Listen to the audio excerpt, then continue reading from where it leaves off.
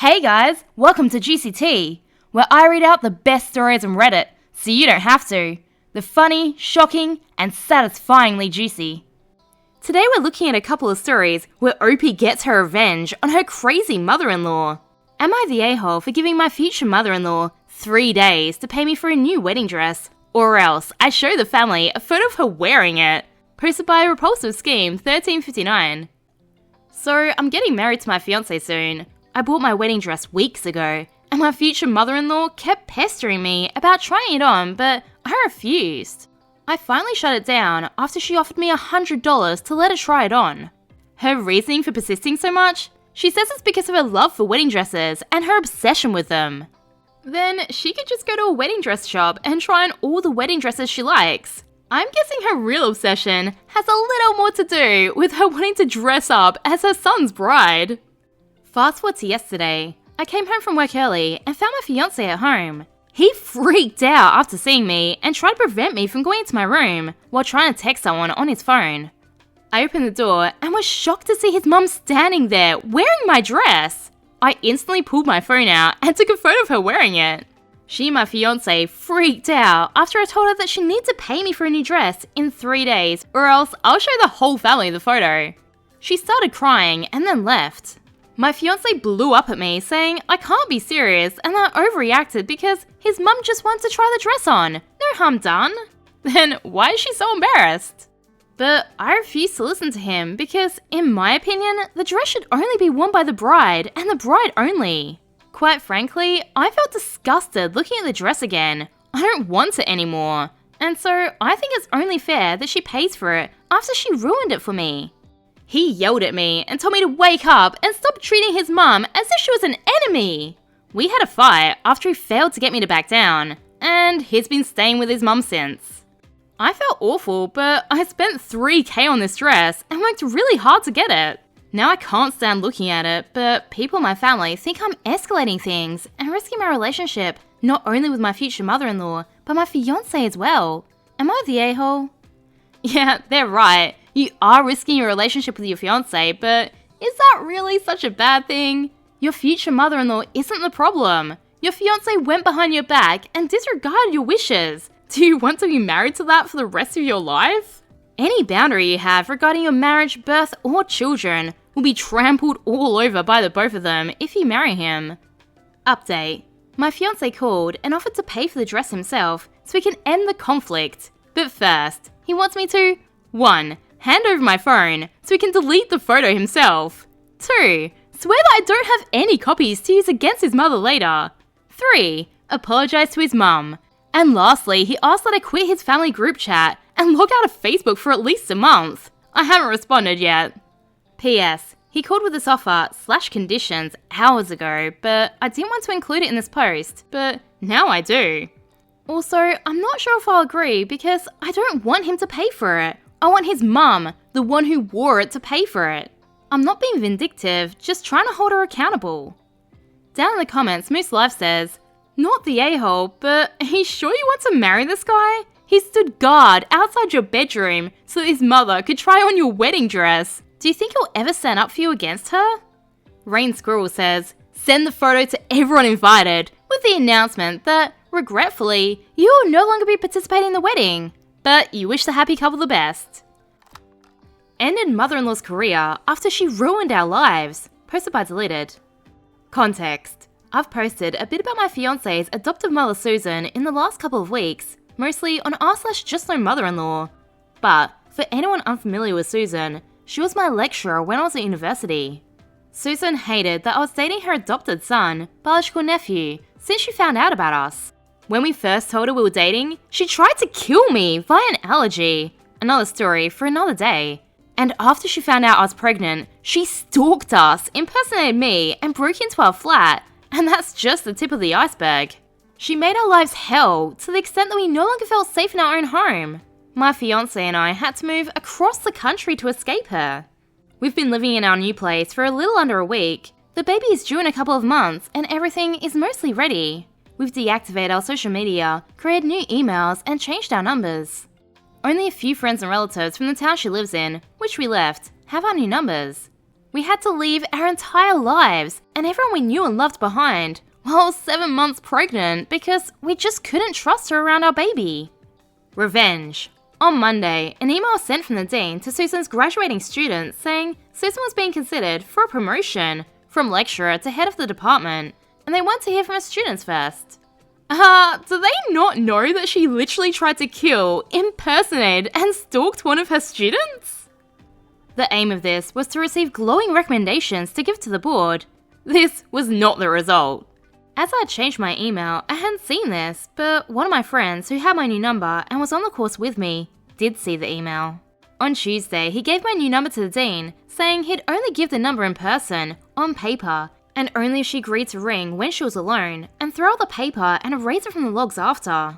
If she was calling from a university phone, then the number would go onto the call logs, which were accessible by all members of staff. But he assured her this was something she'd want to hear before promoting Susan. So I got this call from the dean on Tuesday. She told me what was going on. My friend hadn't had time to get in touch before she rang, and she asked me why my friend thought I should speak to her. I told her everything. I started 2 years ago when I met Susan's son, the man that would become my fiancé and the father of my child. I told her about Susan poisoning me via an allergy after finding out about me and her son, and the EpiPen incident. I told her about the outside-of-class harassment I received post-pregnancy announcement, her impersonating me, crashing GP appointments, breaking in, etc. I told her about the in-class harassment, her telling me to break up with my fiancé, stopping lectures until I left, throwing out my food and drink, trying to reschedule exams, and more. Again, how does the uni not know about this? Shouldn't this have been grounds to fire her? I told her about the last time I saw Susan in person, when she tried to hit me while 7 months pregnant with her grandchild. I told her about having to move away. I was careful to not give a location or distance, and filing a restraining order to escape Susan. I thought the uni was made aware of the restraining order, but apparently not. My fiancé then arrived home from work, and when I told him what was happening, he was all too eager to chime in with stuff that I forgot. Copying keys, punching the landlord, cancelling orders, going through our things, etc. He also told the dean about stuff she did to him as a child. We also gave the dean names of people who could support our story, as well as the dates, times, and locations of on-campus incidents. I made note of a few of them, so she could pull CCTV from the campus security recordings. My fiancé also told her the story of one of his cousins, Susan's bio kid, who got close with a guy in Susan's course, but the guy was told to break up with her by Susan, with a thinly veiled threat against his academic career.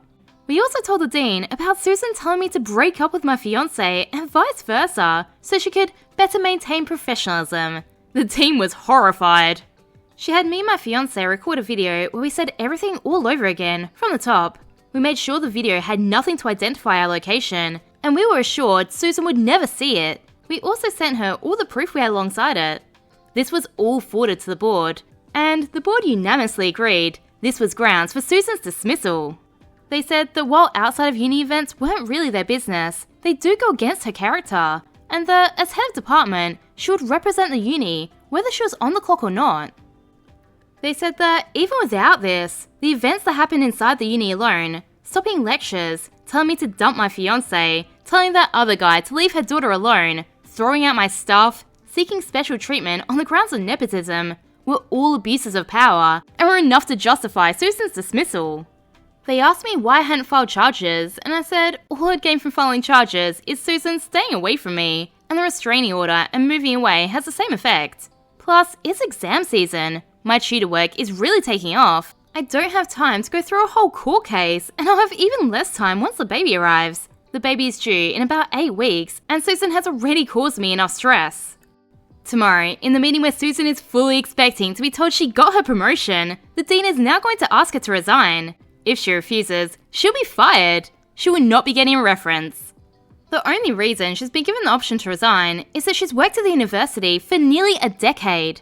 But if she so much as raises her voice in the meeting tomorrow, she'll be fired. Security will be present for the meeting in case she tries anything.